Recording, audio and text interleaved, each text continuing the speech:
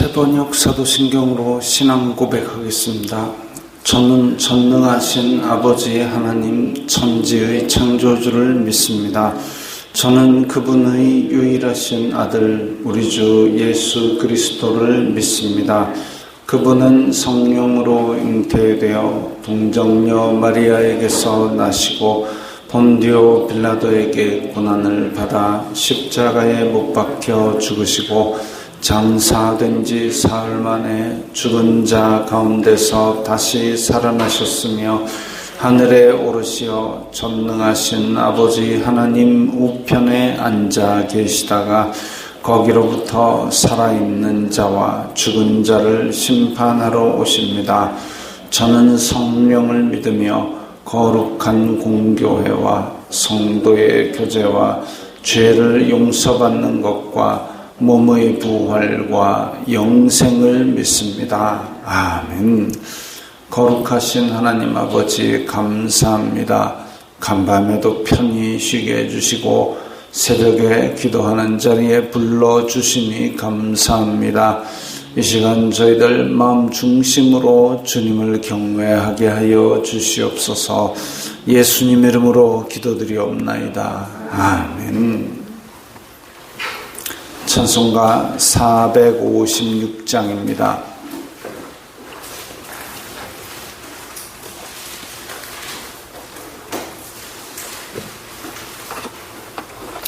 찬송가 456장입니다.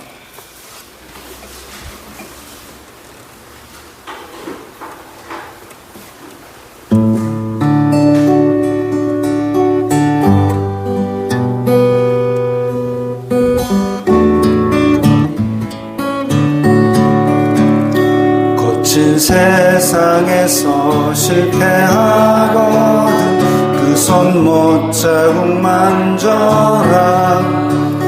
고된 일 하다가 힘을 얻으니 그 손 못 자국 만져라.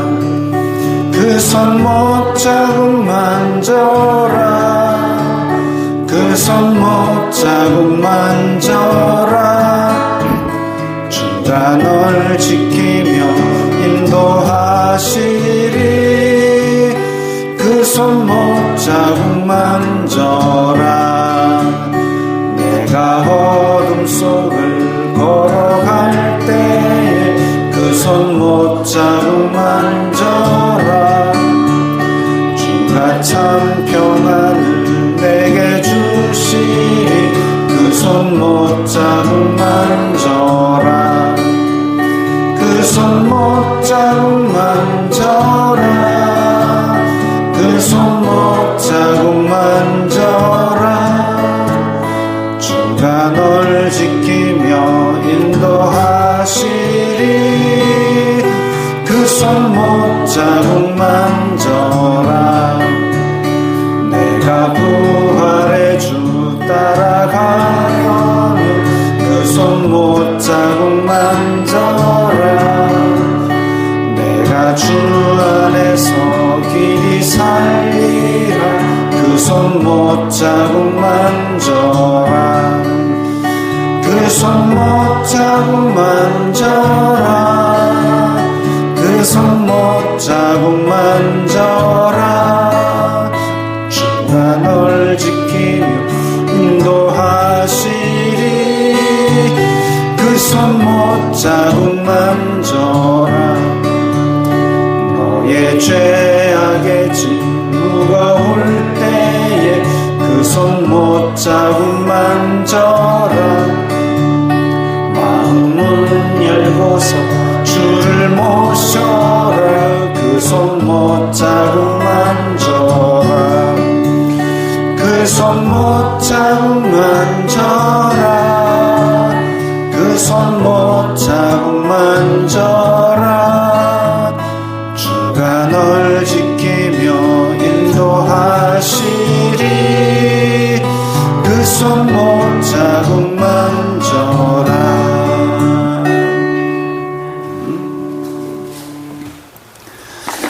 오늘 말씀은 창세기 34장 18절부터 31절까지의 말씀입니다.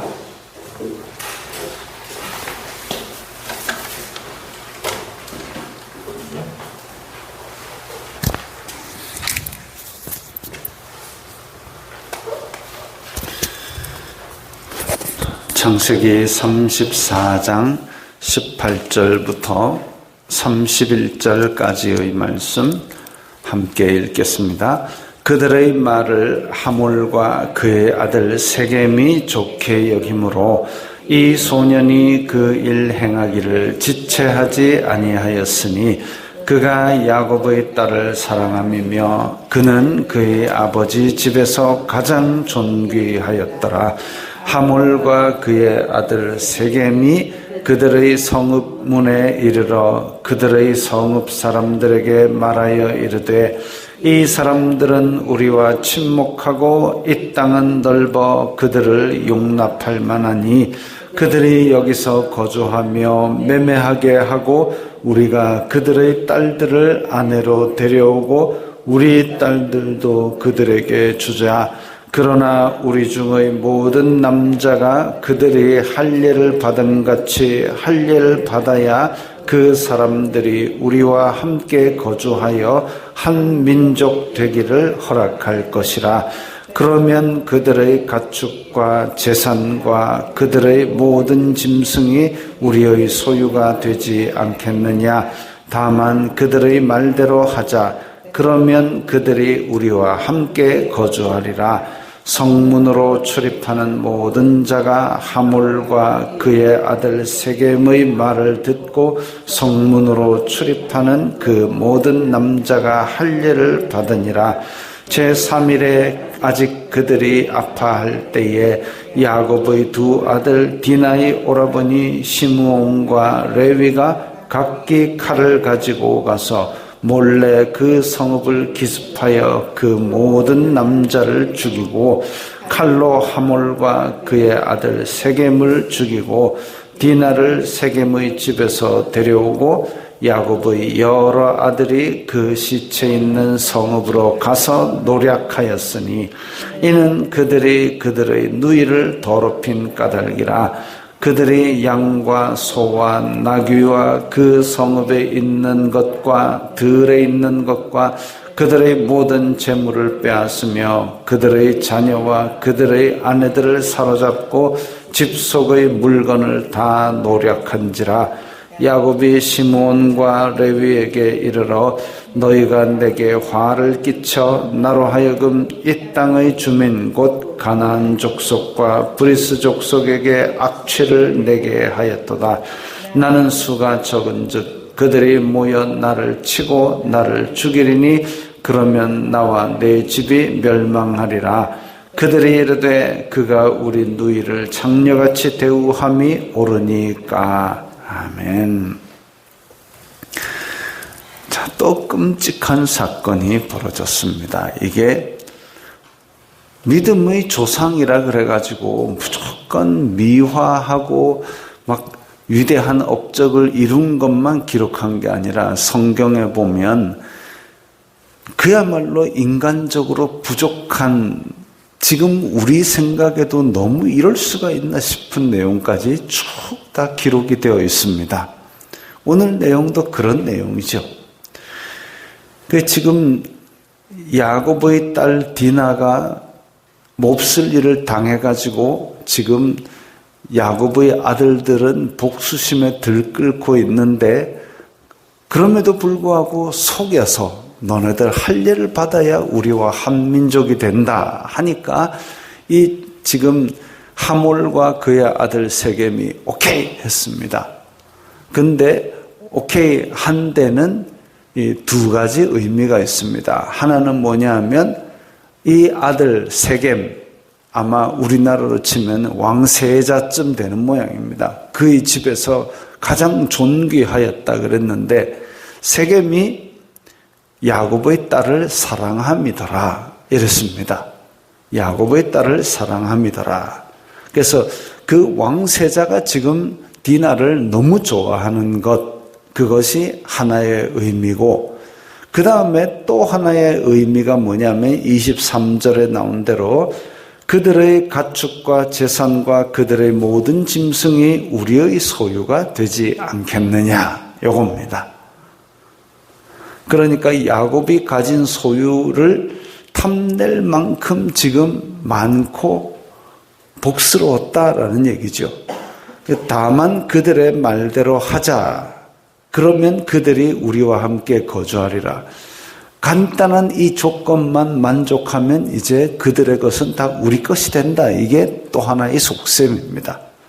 그러니까 하몰과 그의 아들 세겜의 입장에서는 이방에서 온 예쁜 여자 하나를 자기가 먼저 그렇게 몹쓸 짓을 해놓고 보니까 예쁘거든요. 그래서 얘를 차지를 하면 또 얘랑 결혼을 하게 되면 저 사람들이 가진 것도 다 우리 것이 되고 그야말로 이것도 좋고 저것도 좋고 여러모로 이익이 된다. 이런 의미죠. 이게 겉으로 보기에는 아주 권력자스러운 모습이지만 도둑놈 심보죠.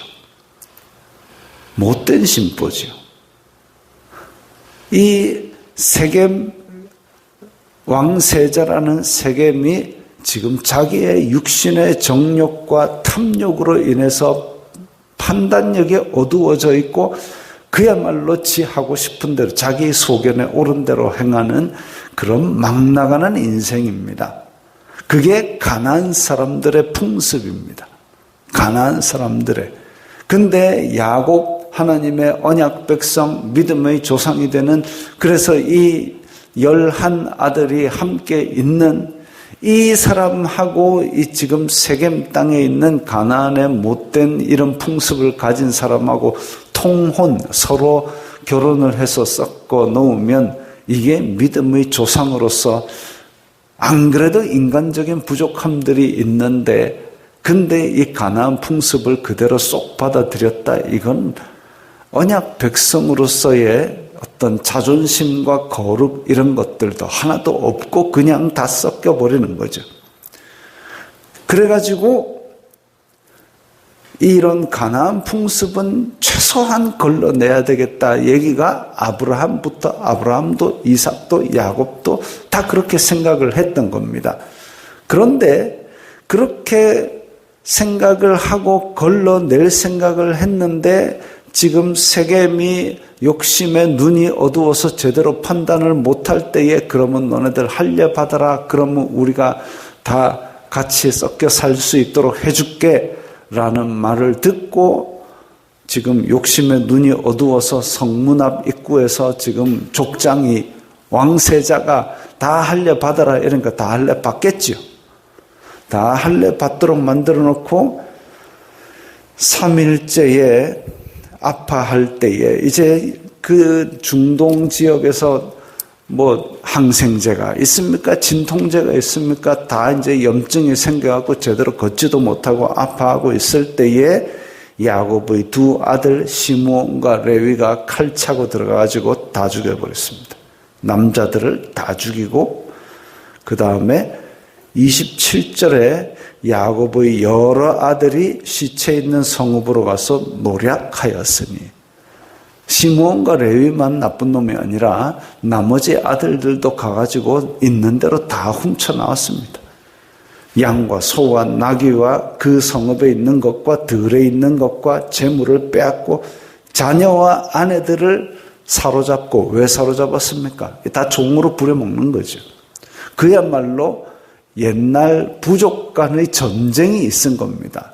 물론 이쪽에서는 시므온과 레위가 칼을 잡고 피를 보았지만 그야말로 이제 특공 작전을 펼쳤지만 그 아들들도 아무것도 안 한 게 아니라 그 아들들도 가가지고 다 노략하고 빼앗고 다 종으로 삼고 그야말로 지금 23절에 있던 대로 세겜은 그들의 가축과 재산과 짐승이 우리 것이 되지 않겠느냐가 뒤집어져 가지고 다 죽고 지금 나머지는 다 뺏기고 지금 그렇게 되었습니다. 참 끔찍한 일이죠. 끔찍한 일이죠. 그래서 야곱이 나중에 죽기 전에 12 아들을 데리고 축복할 때에 시몬과 레위 너네들은 칼부림했으니까 제대로 복받기는 글렀다 이 얘기를 합니다. 이게 엄청 끔찍한 일입니다. 끔찍한 일인데 그래서 야곱이 뭐라 그러냐면 너희가 내게 화를 끼쳐 나로 하여금 이 땅의 주민 곧 가나안 족속과 브리스 족속 가나안 족속과 브리스 족속 이러면 그 지역의 터줏대감인 큰 부족들을 말합니다. 물론 작은 부족들도 여럿 있었겠죠. 가장 큰 부족인 가나안 족속과 브리스 족속에게 악취를 내게 하였도다. 악취를 내게 하였다는 것은 이 죄로 말미암아 지금 악한 영향력을 주변에 끼쳐가지고 갈등을 만들고 공포를 만들고 앞으로 어떤 화근이 될지 알 수 없게 만드는 큰일. 만약에 그 얘기를 가나안 족속이나 브리스 족속이 들었다고 생각을 해보십시오. 그러면 어디서 굴러먹다 이상한 놈들이 우르르 때로 몰려와가지고 우리 중의 한 부족을 지금 전멸을 시켰네. 이 괘씸한 것들 해가지고 합쳐가지고 쳐들어오지 않겠습니까? 그 아브라함 시절에 소돔과 고모라에 있는 4개 부족을 위에 5개 부족이 와가지고 쳐들어와가지고 다 죽이고 빼앗아가는, 그러니까 1대1로 붙어가지고는 우리도 손해가 있고 이러니까 여러 부족이 연합해가지고 쳐들어와가지고 다 죽이고 빼앗아가고, 지금 가나안 족속과 브리스 족속이 지금 쳐들어온다 그러면 야곱 집안은 그야말로 폭삭 망하는 겁니다. 나는 수가 적은즉 그들이 모여 나를 치고 나를 죽이리니 그러면 나와 내 집이 멸망하리라. 시몬, 레위 너네 둘이가 칼부림을 하는 바람에 지금 그리고 세겜을 속여가지고 어쩔 수 없이 지금 죽도록 만들어 놓고 너네들이 칼부림을 그렇게 해가지고 한 부족을 전멸하는 바람에 나도 지금 우리 부족도 우리 가족도 다 멸망하게 다 죽게 생겼다. 너네들 어떡할래? 하고 지금 야곱이 지금 대책 없이 절망스러운 말로 시므온과 레위를 꾸중합니다. 이미 엎질러진 물인데, 그런데 지금 엄청나게 큰, 앞으로 엄청나게 큰 화가 있을 그런 일을 지금 저질러 놓은 거죠. 근데 다른 아들들이 말리지도 않고 다른 아들들도 좋다고 가서 다 뜯어왔으니 지금 큰일 난 겁니다. 야곱 입장에서는 지금 절망스러운 겁니다. 하나님의 언약 백성의 조상이 되어야 되는데, 그래서 이 땅을 내게 주고 이 자손들을 모래와 같이 많게 하리라 그 언약을 받아가지고 이제 좀 잘 살려고 하는데, 근데 지금 결과로 이렇게 엄청난 일을 벌여가지고 피바람을 보게 생겼으니까 이게 지금 할 말이 없는 거죠. 먹먹한 겁니다. 근데 이렇게 꾸중을 하는데도 시므온과 레위가 그가 우리 누이를 창녀같이 대우함이 옳으니까 전혀 잘못한 줄 모르고 있습니다. 나는 지금 내 의로움으로 지금 복수를 한 거다라고 얘기를 합니다. 자, 이 엄청난 일이 왜 일어났느냐? 야곱이 베델에서 단을 쌓고 여기가 하나님의 집이 될 겁니다라는 말을 하고 떠나갔는데 20년이 흘러가지고 자기가 큰 때를 이루었는데 하나님께서 너 돌아가라 이랬는데 돌아가다 말고 세겜에 머물러서 여기가 편하고 여기가 좋사오니 아이고 여기 요 간단한 일 아무것도 아닌 것처럼 보이지만 그 일 때문에 여기에서 지금 디나가 또 세상 여자들 보러 가고 여기에서 이런 문제들이 시작이 됐습니다. 어디에서? 하나님 여기로 돌아오겠습니다 하고 하나님과 만났던 그 자리에서 더 믿음이 진전은 못할 망정 그 자리까지도 안 오고 세겜에 머물러 가지고 마트 가깝고 아이고 요 좋네 이러고 살면 안 되는 거죠.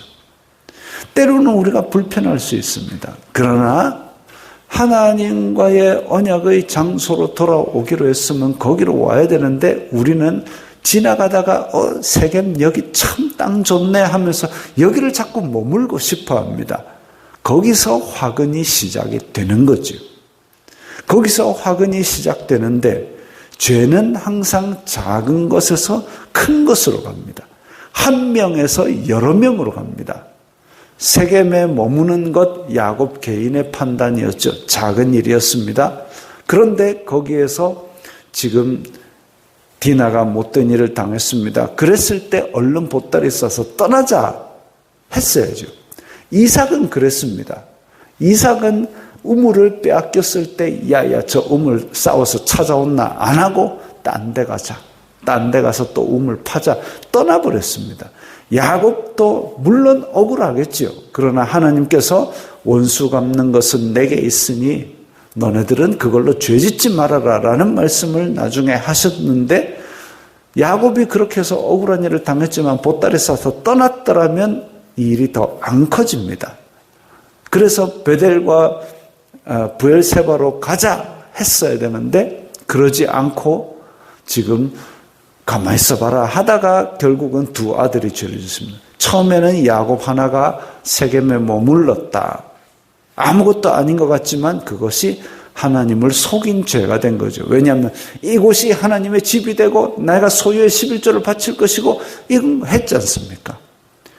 근데 그걸 어기고 세겜에 머물렀던 아무것도 아닌 죄, 혼자만의 죄에서 이제는 시므온과 레위의 죄가 되고 시므온과 레위의 죄는 다른 아들들 다 쫓아가서 약탈하는 그런 죄가 되어버렸습니다. 죄는 커지고 죄는 깊어지고 죄는 확장되어 나가고 근데 이렇게 죄가 확장되었을 때 30절에 있는 것처럼 가나안 족속과 브리스 족속까지 들어갔다?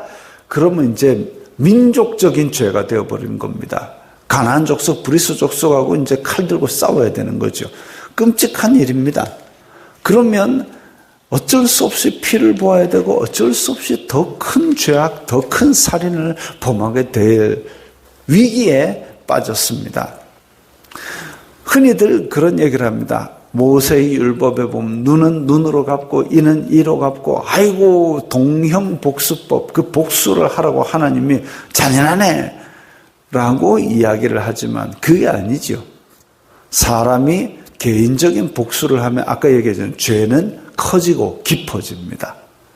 그래서 내 양이 눈이 하나 뽑혔다 이래가지고 화가 나가지고 저쪽 집에 가면 양의 목을 치게 돼 있습니다. 그게 사람의 죄성이죠. 그래서 네 양 눈 하나 뽑혔으면 복수하러 가면 눈 하나 말고는 더는 건들지 마라. 그게 눈은 눈으로 이는 이로 갚으라는 겁니다. 그게 사람의 죄성 때문에 더 커질 것을 제한하는 법이지 야 네 눈 뽑았으니까 니도 눈 뽑아야 된다. 눈 뽑으러 가라는 법이 아니다라는 거죠. 하지 말아라. 하지 말아라. 그렇게 원수 갚는 데에 정신을 빠지게 만들면 결국은 더 큰 죄를 짓는다. 그런 얘기인데도 불구하고 사람의 죄성은 그렇지 못합니다. 복수하러 가면 최소한 눈 하나는 더 넘게 뽑아버리죠. 그래서 근데 은혜는 또 안 그렇습니다. 100원 빌리면은 정해진 이자가 110원이라 해도 110원 주기 아까워가지고 발발 원금 100원 주기도 발발 떠는 게 또 우리들 아닙니까? 이게 사람의 죄성이라는 게 욕심하고 버무려져가지고 일을 자꾸 더 커지게 만듭니다. 분노와 욕심과 미움과 이런 것들이 우리 속에 처음에 세겜 땅에 머무른 것처럼 아주 아무것도 아닌 것처럼 들어오지만 결국은 커지게 되면 죄가 더 깊어지게 됩니다. 그렇게 되지 않도록 아주 작은 미움과 그리고 탐욕과 그리고 악독 이런 것들이 우리 마음속에 들어오지 않게 우리가 거울을 보면 입가에 밥풀 묻은 거 뗄 수 있습니다. 거울을 보면 머리가 흐트러진 것도 바로 잡을 수 있습니다. 그런데 그러지 않으면 거울을 제때 안 보면 나중에는 머리도 엉망이 되고 입에도 입가에도 엉망이 되고 남자는 수염도 덕지덕지 기르고 옷도 삐뚤게 되고 그렇게 거울을 안 보면 자꾸자꾸 엉망이 되어가는데 점점 엉망이 되어가도 우리는 모르는 것처럼 우리의 영혼의 이 보살핌, 영혼의 가꿈은 우리가 몸을 입고 있기 때문에 더 모릅니다. 육신의 죄에 빠지게 되면 영의 일은 점점 더 둔감해져서 제법 큰 사건이 벌어져도 우리의 육신은 괜찮다라고 얘기를 하는 거죠. 그렇게 되지 않도록 날마다 말씀과 기도로 하나님 앞에서 거울을 바라보는 우리가 되어야 되겠습니다. 기도하겠습니다. 거룩하신 아버지 하나님 감사합니다. 저희들로 하여금 날마다 말씀으로 경계하고 또한 기도로 하나님께 아뢰게 하시니 감사합니다. 저희들의 육신의 정욕과 안목의 정욕과 이생의 자랑과 탐욕과 악독들이 저희 마음속에 들어오지 못하도록 저희들이 항상 주님의 말씀으로 경계를 삼게 하옵소서. 예수님 이름으로 기도드리옵나이다. 아멘.